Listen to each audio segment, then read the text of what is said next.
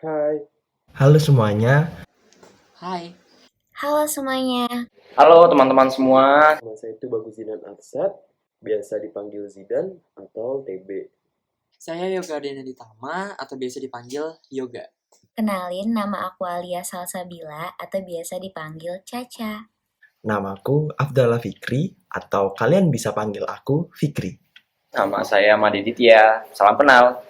Jadi di sini kami berlima ingin menyampaikan suatu informasi yang cukup penting mengenai gimana sih manajemen dari stres untuk mahasiswa pada saat perkuliahan daring. Simak ya videonya. Saat ini kita tengah berada pada pandemi COVID-19, yang mana pandemi ini memiliki dampak yang begitu luas bagi manusia. Dampak tersebut ada dalam bidang ekonomi, sosial budaya, dan lain sebagainya.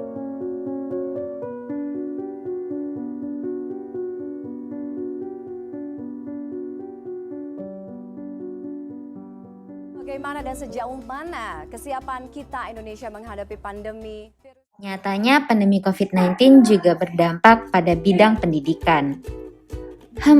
Kuliah online gimana rasanya? Deadline gak bisa mundur, pengen tidur sebentar aja, kuota habis, aduh belum nyapu. Apakah kamu merasakan hal yang sama? Kalau iya, tonton dulu video berikut. Aku mau tanya nih, siapa yang selama kuliah daring atau mungkin dari teman-teman yang masih sekolah yang menjalankan aktivitasnya serba online, siapa nih yang merasakan stres? Nah, mungkin banyak ya dari kita yang merasakan jenuh atau bosan ketika sedang melaksanakan kegiatan akademik meliputi perkuliahan online maupun sekolah online seperti itu. Nah, kenapa seperti itu? Kenapa bisa kita istilahnya seperti bosen dan juga males waktu kita menjalankan perkuliahan online? Karena memang tugas dan beban tanggung jawab kita selama perkuliahan online itu bertambah. Contohnya, kita harus memperhatikan faktor sinyal yang pertama, dan kedua memperhatikan faktor gawai atau smartphone kita atau laptop kita apakah capable untuk menggunakan aplikasi yang digunakan selama proses pembelajaran daring seperti itu. Nah, hingga pada akhirnya dikarenakan oleh indikator-indikator tersebut, akhirnya kita menemukan jumlah stresor baru, teman-teman. Bisa contohnya stresornya seperti teman-teman ingin melakukan perkuliahan daring ya, mungkin ada yang kendala internet, akhirnya kayak aduh kok internetnya nih kok gini sih. Nah, terus habis itu gawai teman-teman nggak memadai, istilah kalian langsung membanting gawai ya, seperti itu. Dan yang ketiga itu istilahnya kalian nggak punya kesulitan finansial, misalnya kalian sulit nih buat beli kuota dan segala macam, dan akhirnya teman-teman cemas akan nilai dari perkuliahan daring tersebut. Dan juga dari fenomena tersebut itu juga didukung dari penelitian-penelitian sebelumnya, seperti penelitian yang dan kawan-kawan pada tahun 2020 menyatakan bahwa pada masa pandemi individu rentan mengalami permasalahan psikologis seperti tadi yang saya sampaikan, yaitu stres dan juga berujung ke depresi seperti itu, teman-teman. Nah, jadi mungkin untuk dalam masa perkuliahan daring ini yang saat terjadi, depresi itu bisa menjadi gangguan yang benar-benar teman-teman alami, yaitu tentang suasana emosional teman-teman. Kadang-kadang bisa marah ataupun sedih, dan istilahnya bisa membuat teman-teman ini benar-benar hopeless dengan kegiatan teman-teman selama perkuliahan online ini. Jadi mungkin untuk pembahasan selanjutnya akan dibahas secara lengkap oleh teman-teman saya yang berikut ini. Stay tune ya. Berbicara tentang fenomena sebelumnya, berarti ada satu hal yang harus kita pelajari, yaitu adalah stres. Sebenarnya apa sih stres itu?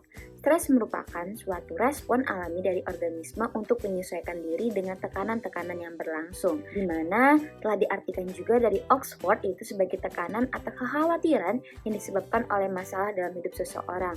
Dalam arti yang mudah, stres berarti suatu permasalahan atau merasa hidup kalian terancam oleh suatu hal dan kita harus menyesuaikan dengan hal tersebut. Nah, di sini Dari artikel yang ditulis oleh Muslim pada tahun 2020, terdapat 3 aspek yang menjadi stres umum pada masyarakat, dan salah satunya adalah stres akademik. Jadi, teman-teman wajar aja kalau misalnya merasakan tekanan terhadap tugas-tugas, itu adalah salah satunya stres akademik. Hasil penelitian Harahap pada tahun 2020 mengenai tingkatan stres pada mahasiswa, bahwa mayoritas mahasiswa mengalami stres akademik pada saat perkuliahan daring, bahkan menyentuh pada angka 88% dari 300 mahasiswa. Jadi ini sangat berat ya teman-teman. Nah, faktor-faktor atau hal-hal yang menjadi penyebab dari stres disebut adalah stresor. Jadi apapun itu hal-hal yang mengakibatkan kalian stres adalah stresor. Nah, stres ini baik atau enggak ya sebenarnya? Nah, stres itu terbagi menjadi 2 teman-teman. Ada distress dan ada eustress. Di mana Eustress merupakan stres yang memiliki dampak yang positif, sedangkan distress adalah hal-hal yang mengakibatkan hal-hal negatif. Nah, jadi menurut Farid Masyuri tahun 2012, sumber stres ini sendiri terbagi menjadi 3 teman-teman. Ada stresor fisik biologis, stresor psikologis, dan stresor sosial. Biologis berarti adalah konteks fisik atau penyakit yang diderita individunya, sedangkan psikologis adalah perasaan yang dirasakan oleh individu, dan sosial adalah bagaimana kehidupan lingkungan sosial teman-teman itu sendiri. Stres yang tidak diatasi dengan baik akan memunculkan dampak-dampak negatif seperti hilangnya minat, turunnya minat pada aktivitas yang disukai, lalu berkurangnya jadwal atau memiliki gangguan tidur, atau enggak hilangnya pola nafsu makan, atau enggak juga bisa menurunnya nilai akademik. Nah, nggak hanya itu, bisa saja tingkat stres yang tinggi bisa juga membuat atau memicu orang mengalami permasalahan-permasalahan psikologis seperti itu. Nah, dalam penelitian Hadi tahun 2017 dan Dia Novinina pada tahun 2018 menyebutkan bahwa tingkat stres yang dialami individu dapat meningkatkan kerentanan individu dalam memunculkan gejala atau bahkan mengalami gangguan depresi. Lalu pada penelitian Kumar tahun 2020, individu yang mengalami stres dan meningkatnya tingkat stres pada kondisi pandemi itu memunculkan gejala depresi pada individu. Seperti itu. Nah, depresi itu apa sih? Depresi itu merupakan kondisi abnormal yang dialami oleh individu yang diakibatkan karena ketidakmampuan dalam beradaptasi dengan suatu kondisi tertentu yang mengakibatkan menurunnya fungsi dalam aspek biologis, aspek psikologis, dan aspek sosial. Nah, gejala depresi pada umumnya itu seperti perubahan pola nafsu makan, hilangnya ketertarikan pada aktivitas yang disuka, merasakan perasaan bersalah, merasakan perasaan sedih dalam segala situasi dan kondisi, sulitnya berkonsentrasi, dan memiliki kesulitan untuk tidur di sepanjang malam.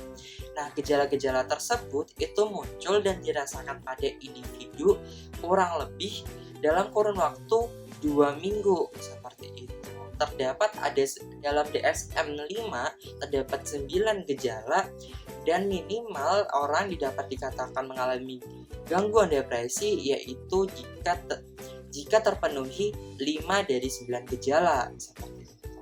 Dampak negatif individu mengalami depresi akan memunculkan ketidakmampuan atau adanya gangguan dalam fungsi pentingnya dalam menjalani kehidupan, pun adanya pemikiran untuk bunuh diri seperti itu.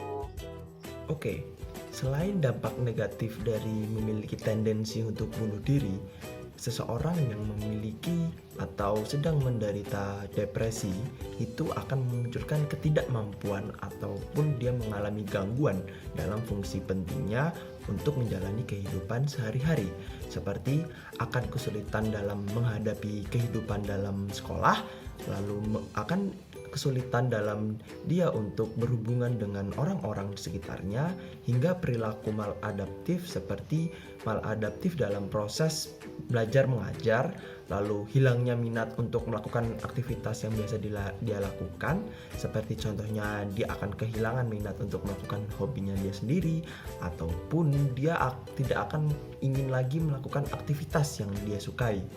Lalu sepanjang hidup itu individu ini akan merasakan perasaan yang sedih dalam situasi apapun tanpa pemicu atau trigger yang bisa menyebabkan dia untuk sedih.